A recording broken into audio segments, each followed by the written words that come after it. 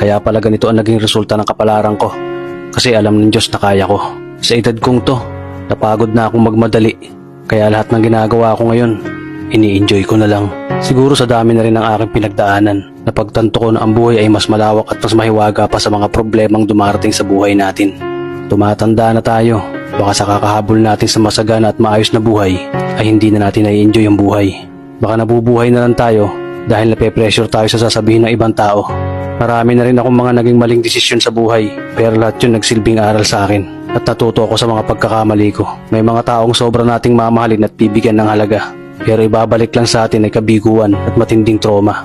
Kaya wag nating lilingunin ng mga taong tulad nila dahil mas payapa kapag hindi ka na interesadong malaman pa kung ano pang balita sa kanila. At wag mong idepende ang sarili mo sa kahit kanino.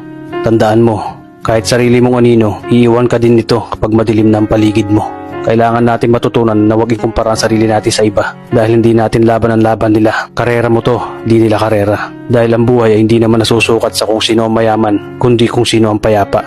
Kaya galingan mo lang palagi tol dahil napakaraming tao mapanghusga, hihilahin ka pababa at lagi mo tong tatandaan.